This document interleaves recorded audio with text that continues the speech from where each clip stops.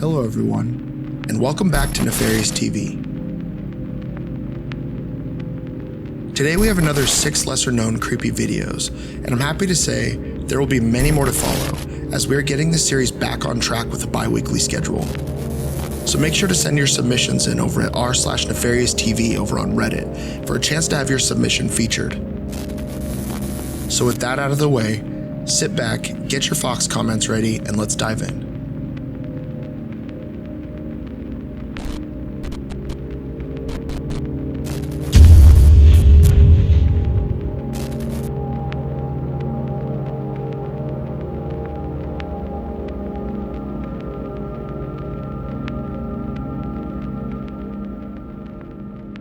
Once again, this comes from the paranormal board on Reddit. The user Itzgurf writes about a building that her family used to own, which functioned as a hair salon as well as a residence for her grandma, on the top floor that is. When they were growing up, she talks about how the basement of this building was partially unfinished and it used to freak them out. They would always think that they saw their grandma or grandpa walking around down there, but it never actually was. Recently, the building was sold to a friend when their grandma retired, but kept a similar operation going, living in the upstairs apartment and running a business in the downstairs. The new owner began noticing things were missing or moved from their original spot, so he had security cameras installed in the attempt to learn who was behind these missing items.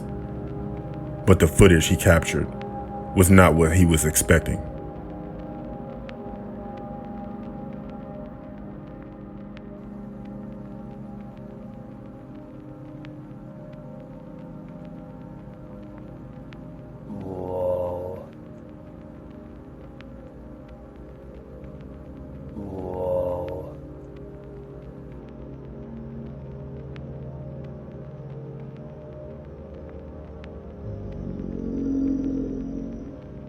Itzgurf claims that the new owners that his family sold the building to sent him this video, just to ask if they might know anything about it.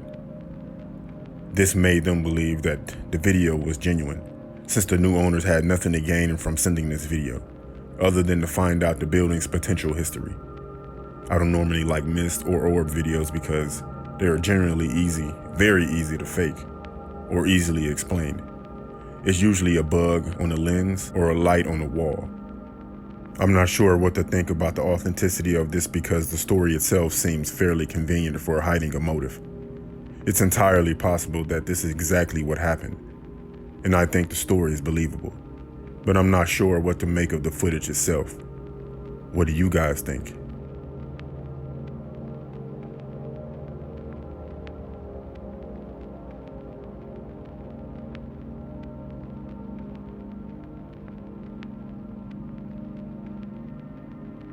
I've happened upon a lot of small paranormal investigation channels on YouTube while searching for material for this series. One of these channels is run by a man named Dale Kaczmarek, who has hundreds of videos and audio clips from paranormal investigations.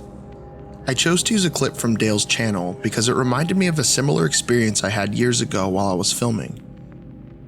During post-production, I heard a very strange demonic-sounding voice rumbling over the sound of my subject talking. Everyone on my team gathered around and listened to the clip over and over, trying to figure out what this sound was and where it came from, but we could never quite agree on an answer.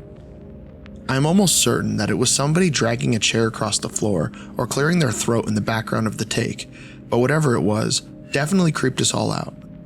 Unfortunately, I don't have that clip anymore, but this video from Dale Kaczmarek's channel is almost identical to what it sounded like. Take a listen. Felt this cold brush of air, and I looked to this side. There was a big black mass running straight towards me. I took off and ran right into that bathroom right there. He was probably about 7 feet tall. He was, I saw 7 feet tall. He was, I saw. Dale claims that this happened during an investigation of the Bartonville Asylum in Bartonville, Illinois. It sounds like it was probably somebody making a noise off camera, not necessarily attempting to stage evidence, but more than likely something they were unaware of and found while reviewing the footage. What did it sound like to you guys?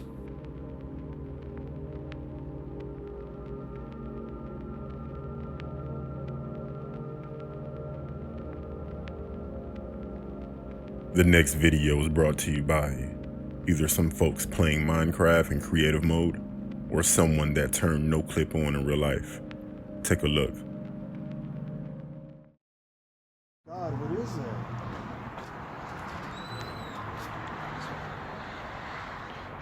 That shit's turning, dog.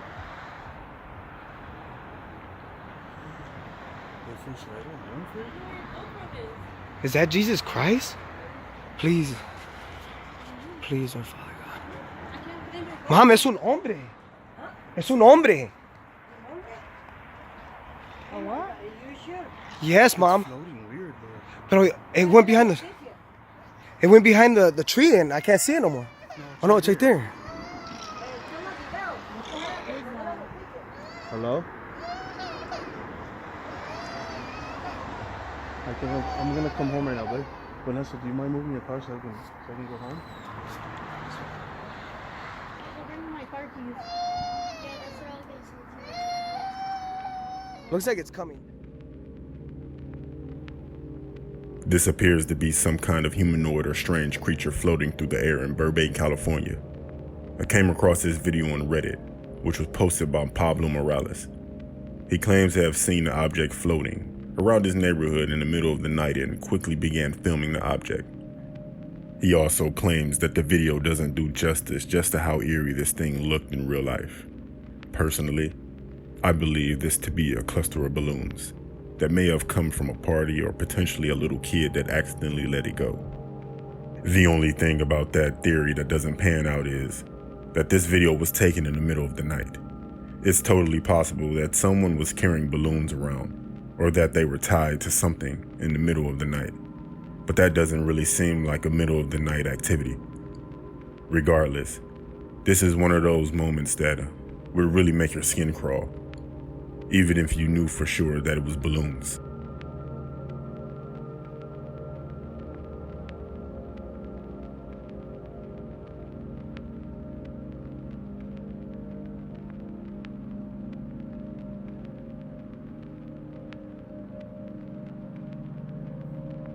Here's a video that comes from a YouTuber named Zach Packett that makes bass fishing videos in Massachusetts.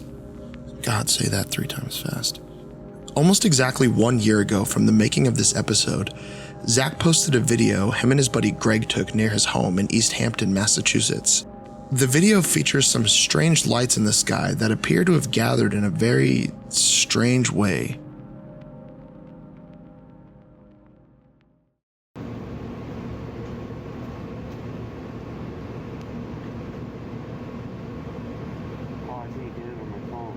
I kind of got it.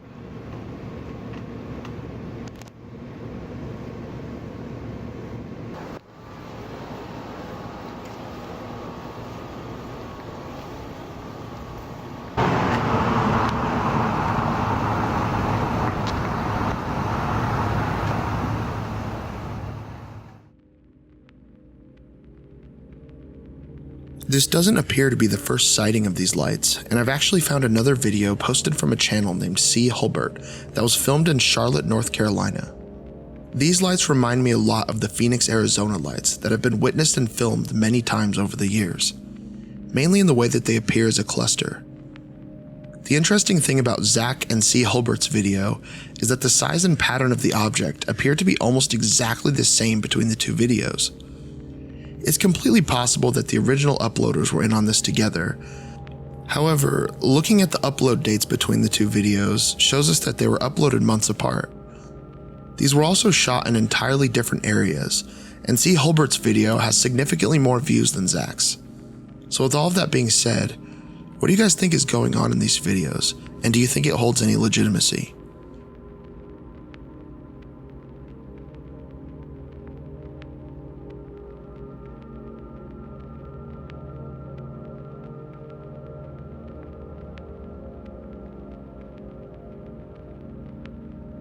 Here's a video that was sent in by Kara93 that shows us some friends exploring some sort of access tunnel in the woods. Just some fair warning, this video does have a jump scare and totally caught me off guard when I first viewed it. Yes, it caught me off guard. Take a look.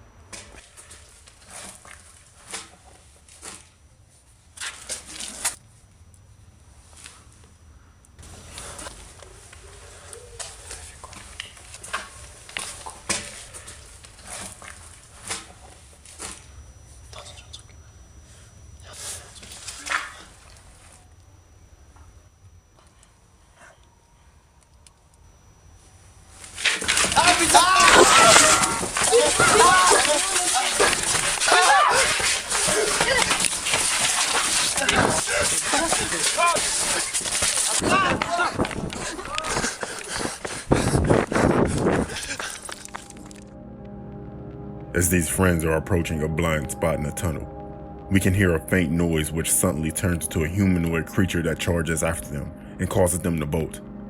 This looks like it could be a primate of some sort, or probably even another person. In that moment, while exploring a creepy spot at night, you're all on edge. You want to tread carefully and you're hyper aware.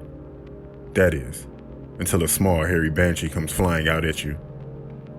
I know I would run, and probably wouldn't take any time to stop and discover what it is. The description of the video looks as if it was written for a specific person or persons. The only thing written is the single sentence, Lynn and Hesk. This is the video for those who would not believe. The uploader's name is Timothy El Shabu and only has 100 subscribers, with no other paranormal videos on his channel. It's interesting to say the least, and to CGI something like this would be a much bigger hassle than I think it is worth. I think there is a good chance that this really happened, but I'm almost positive that this is some kind of territorial monkey. Either way, I would be just as scared to be in this guy's shoes.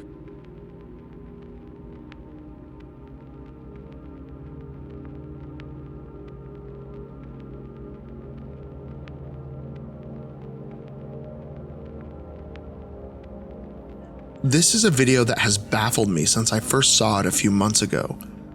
It's not necessarily creepy, but it blew my mind so much that I had to include it. Don't get me wrong, the idea that an event like you're about to see can happen and cause almost no injuries whatsoever is sort of creepy in itself, but it's absolutely incredible. Brace yourselves.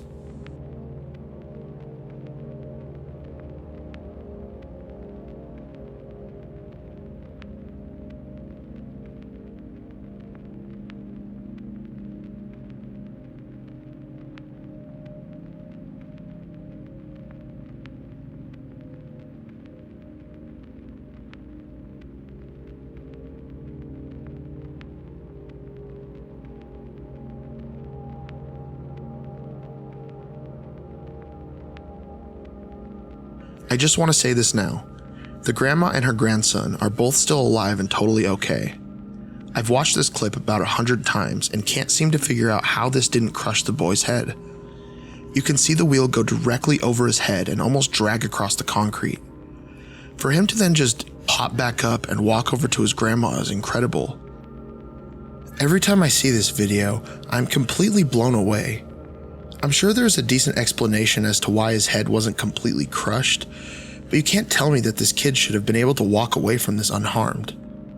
Any theories you guys have would be greatly appreciated. This clip is also most likely more popular than most of the videos I use on these lists, but I just had to include this one. I hope you are all ready for lots more episodes of 6 lesser known creepy videos, as like I said before, I'm back on a regular schedule and will be uploading bi-weekly. Thank you so much to Nightmare Files for joining me on this one. Normally I try to host channels with 1,000 or less subscribers on this series, but I needed someone to fill in last minute and Nightmare Files pulled through. He is a great friend and someone that I've been a huge fan of for a long time. We've been wanting to collaborate for a while anyways, so this actually worked out great.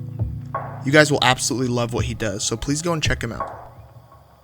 A lot of you have been asking how you can donate or support the channel, and I finally got a Patreon up and running. It's still going through the approval process, but should be available in a day or two.